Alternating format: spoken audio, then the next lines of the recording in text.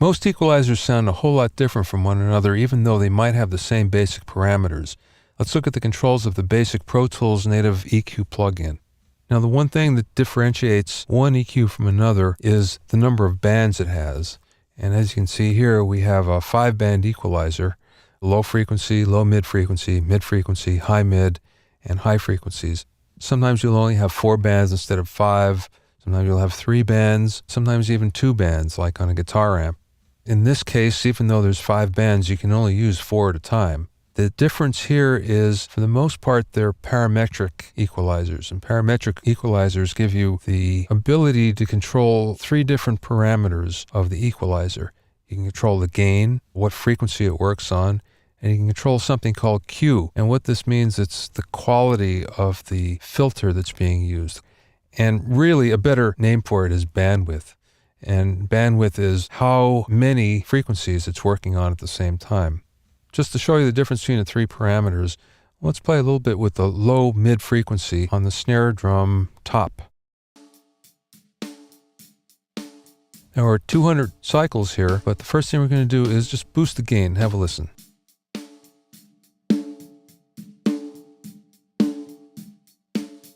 That sounds way boxy, but you heard it. And now when we cut it, you hear 200 cycles go away, but it's more than 200 cycles. As you can see, it's everywhere from about 30 cycles up to about 5K or so that's being affected at the same time. Now, the beauty of the Q control is you can control the number of those frequencies. Take notice, we can zero in on a very narrow band of frequencies. And frequency control allows us to sweep those. You can hear it if we open this up a little bit.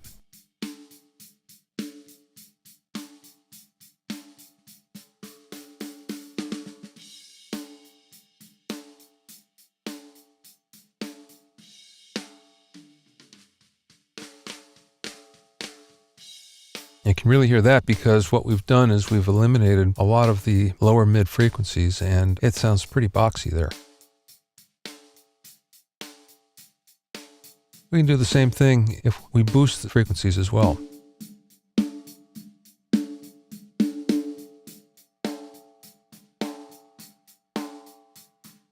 Now it's at 1K and you can hear the difference. Now watch when we open up the bandwidth.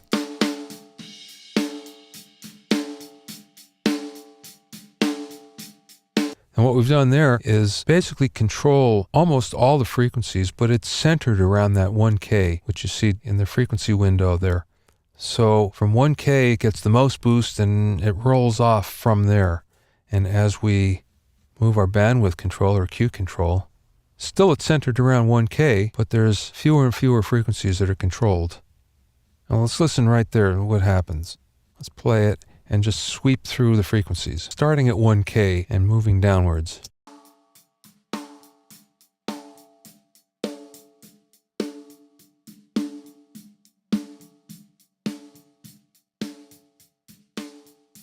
And of course now we're down below the main frequencies of the snare drum, so it's not going to affect it too much.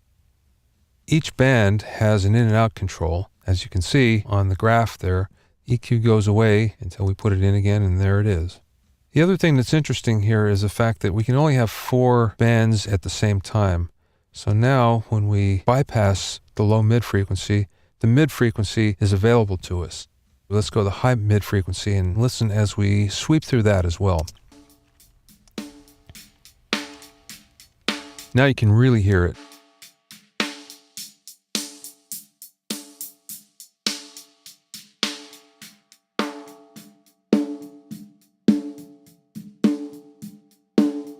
And what we're going to do now is we're going to take that Q and we're going to make it really narrow and sweep through everything.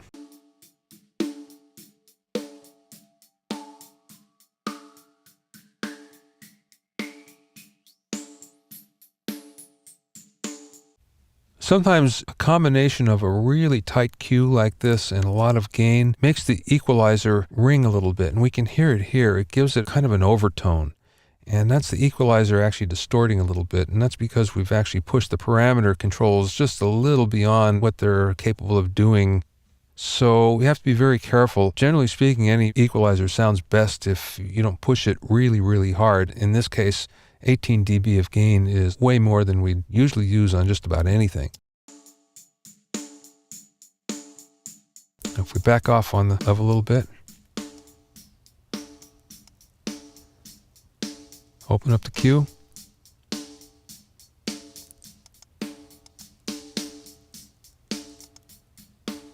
And you can hear the difference. The high and low frequency controls also have an additional parameter which turns the band into either peaking or shelving. And you can see that here. Watch, take the high frequency and you can see it looks like a shelf. Let's have a listen. And you can see, in this case, everything from about 3K up to 20K is pretty much the same level. We can change this to peaking control, and you can see the difference, and you can hear the difference.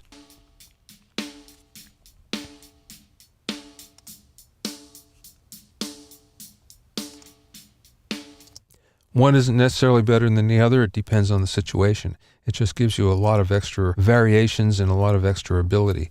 Now, a couple of other parameters that we have that aren't available in all equalizers is a high and low pass filter, which are very, very powerful and used quite often. And what this will do is it will either cut all the frequencies off on the low end or on the high end. And watch what happens if we go to the high pass filter and we put it in. And you can see there's two parameter controls. One is a frequency control and the other is a Q control. Once again, let's listen as we sweep the frequencies.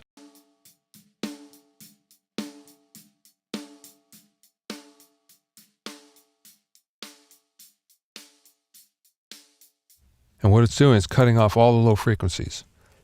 Now we can exaggerate that by changing how quickly that roll-off becomes. 6 dB per octave is fairly gentle, and we can move this up to 24 dB per octave. And now watch when we sweep.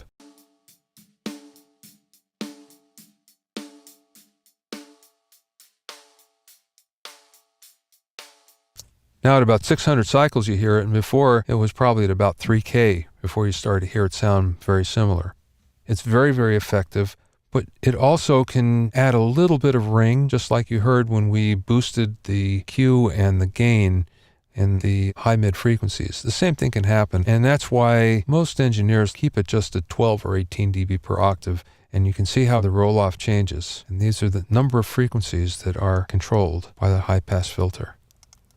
The other thing we have is a low-pass filter, and that's going to allow the lows to pass and will attenuate the highs. Let's have a listen.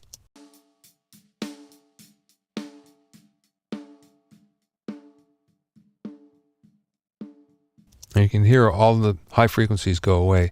And the same thing happens here in that we have a Q control that allows us to control how fast those high frequencies go away.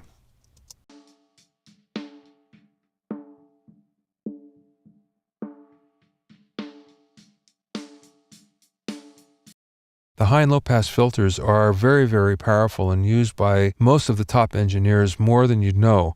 Just about every time you have an instrument, you can always use a high and low pass filter to help shape the sound a little bit.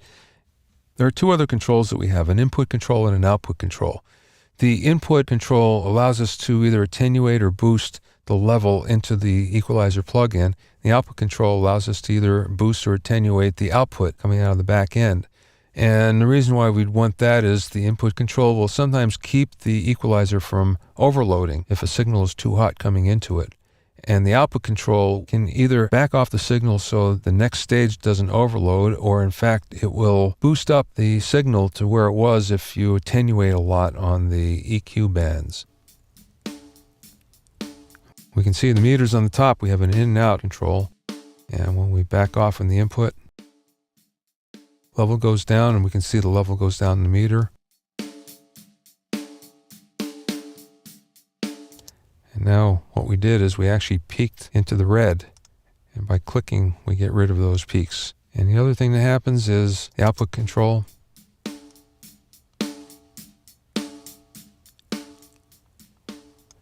just like you'd expect. One of the most important parts of an equalizer is the bypass control. It's really important to be able to hear what the sound was originally before you EQ'd it and compare both of them, because sometimes You're not making it any better, you're just making it different. And to be able to go back and forth with just the flip of a button is really important, and it's something that you shouldn't forget is there. So those are the parameters of a typical equalizer. Remember that with an equalizer, less is sometimes a lot more, so make sure you use it judiciously.